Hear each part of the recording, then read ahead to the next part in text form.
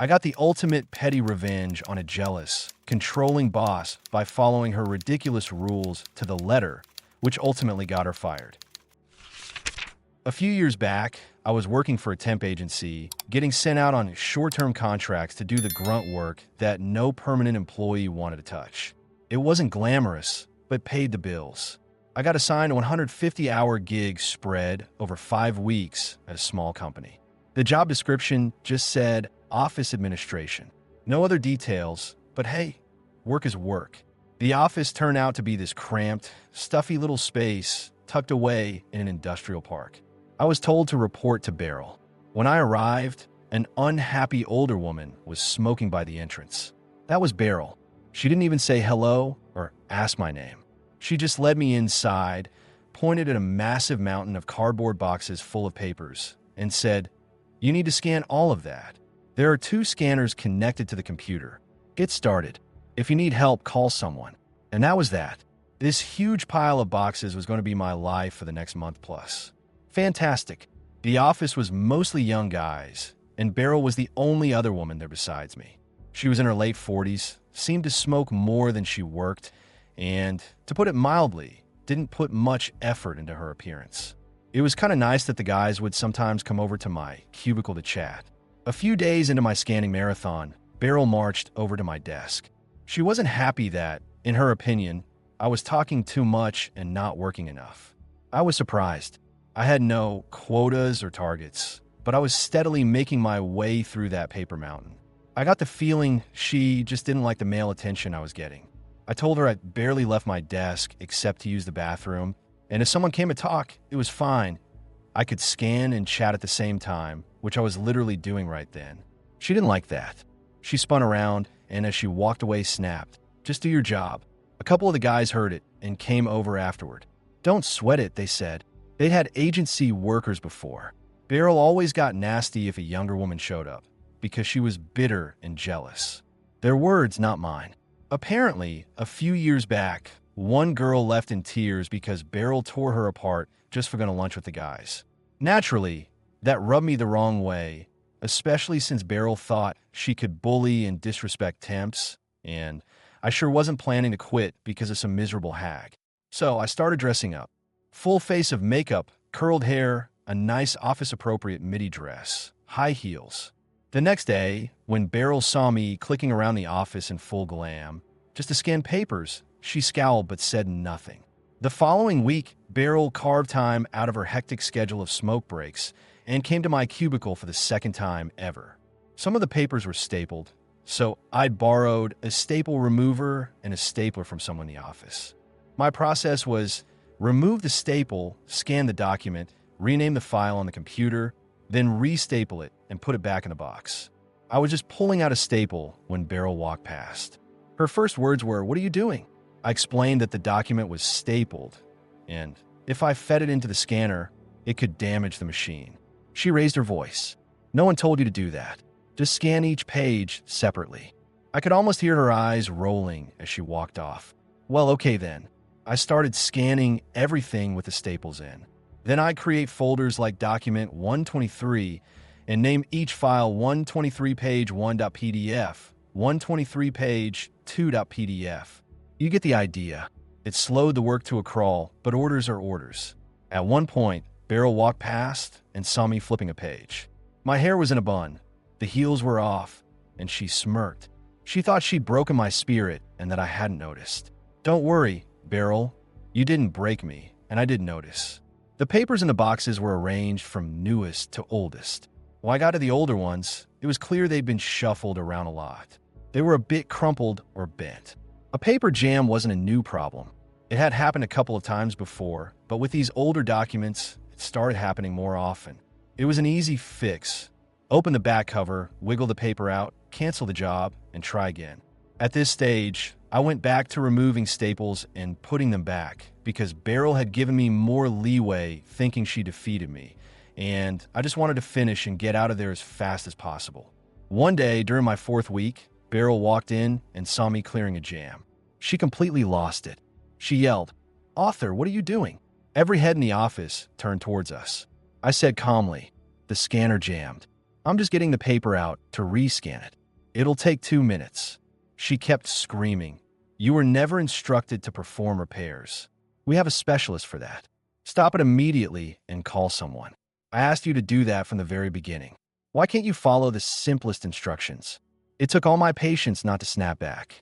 I was pretty sure that's exactly what she wanted. I just said, okay, fine. Can I talk to the IT guy to get fixed? That's when I fully realized she really did want me to argue, to give her a reason to get rid of me. She hesitated and said, but the IT guy is on vacation until the end of the week. This was on a Thursday. Right. Use the second scanner. If you jam that one, let me know. And she flew out of the office. I knew her schedule, and I knew she wouldn't be in the next day, Friday. I kept working on the one scanner, carefully making sure it didn't jam that day, and waited for the next morning. And what a coincidence. The scanner jammed on the very first sheet I fed into it. Who could have guessed? Naturally, I called Beryl. She didn't pick up, and since she was in the office, I spent the whole day basically doing nothing. Talking to the guys, I found out the company had been bought by a big IT corporation who only wanted the rights to some proprietary software developed there. It also turned out the CEO of the small company had essentially paid himself a retirement package and put Beryl in as director.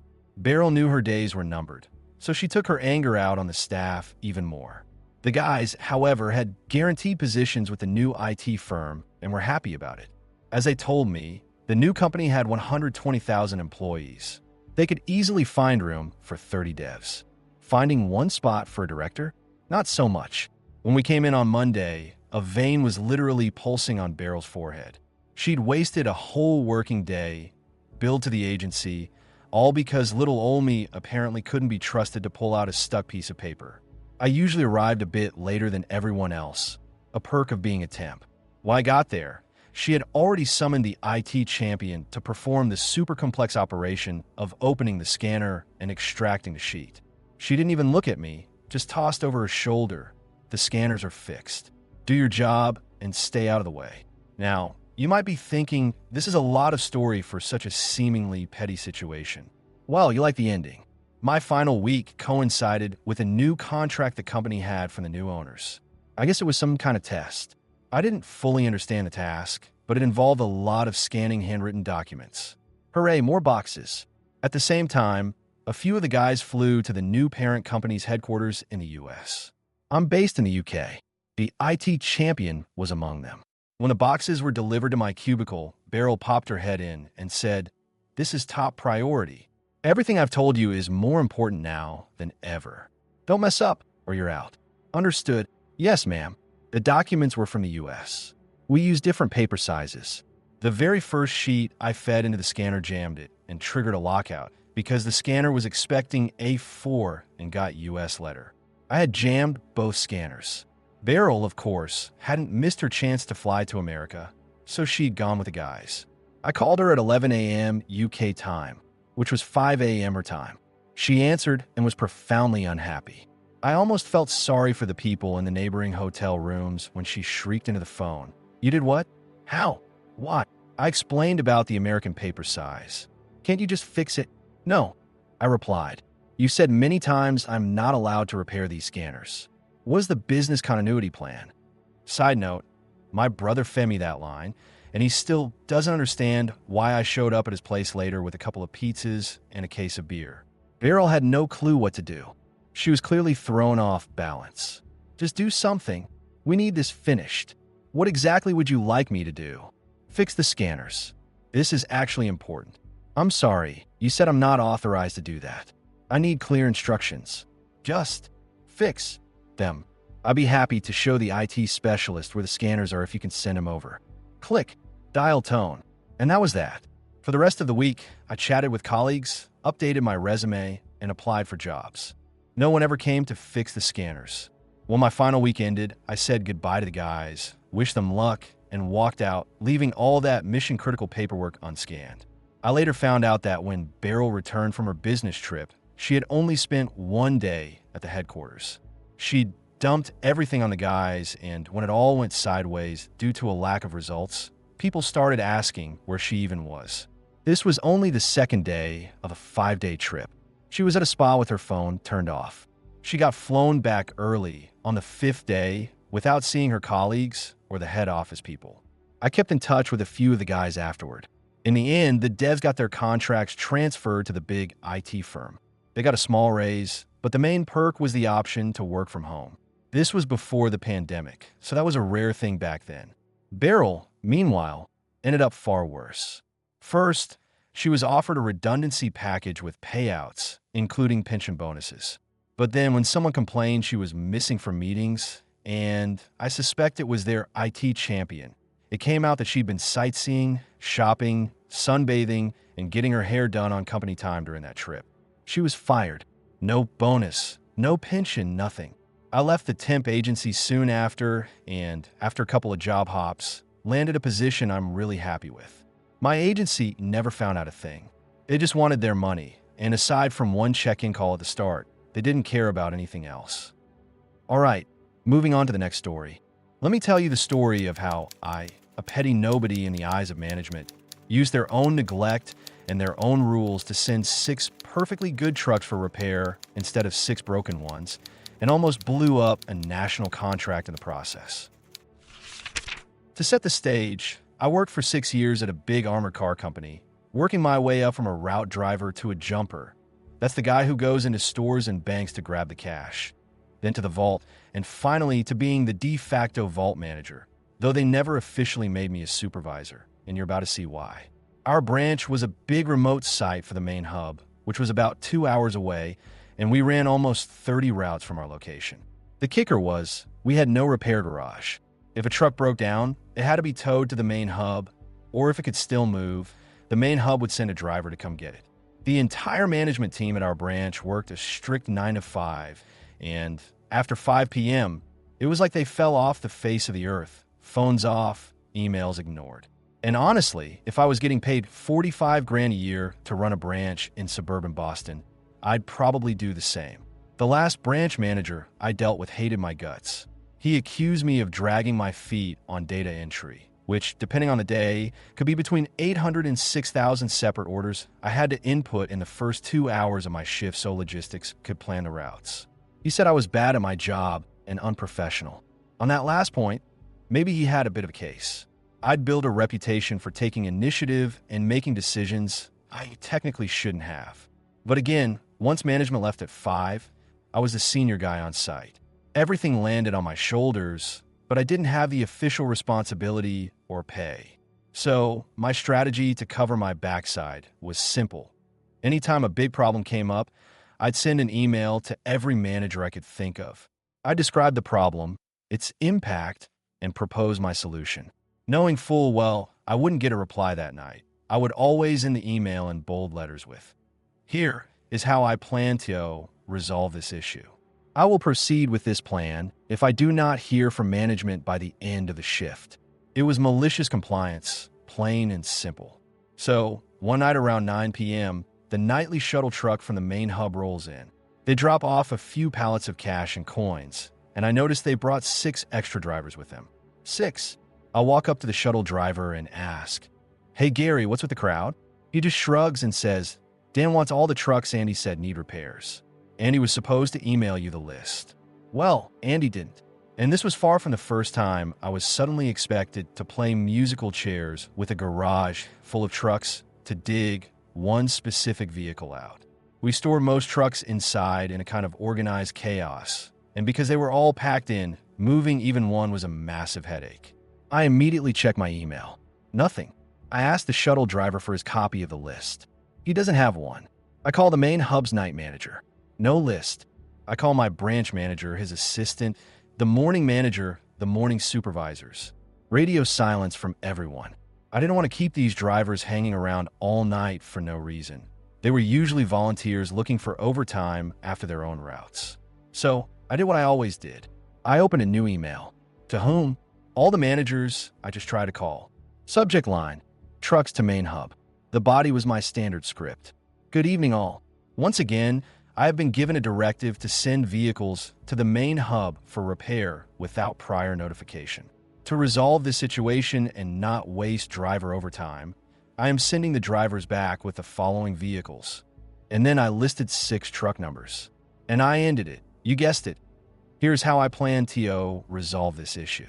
I will proceed with this plan if I do not hear from management by the end of the shift. Now, to most people, those truck numbers meant nothing. But to our branch, they were the crown jewels. These were the trucks with scanner chargers that actually worked with functioning AC and heat, with a proper two-wheel dolly, and of course, the holy grail, working cigarette lighter ports to charge your phone. And wouldn't you know it, they were the 6 trucks parked right in the middle of the garage, the ones I wouldn't have to move a single other vehicle to get out. I knew exactly which 2 broken-down heaps they actually wanted. One was 30,000 miles overdue for an oil change. Another had a radiator guard removed and was so clogged with dead bugs it overheated constantly. But nope, I sent 6 pristine trucks. We finished up around midnight and I went home.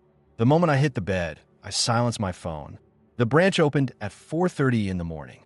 My first missed call came at 4:32, then another at 4:38, then one every 5 to 10 minutes until about 8 a.m. I slept like a baby until 11, made myself lunch, and casually drove to work. Turns out, everyone was furious. And to be fair, kind of rightfully so. We were already having issues with a big, new client, and apparently, the missing trucks that morning had jeopardized an entire national contract. They're all explaining this to me, and I just nodded and said, yeah, it would be really helpful if the night shift was notified about these things in advance.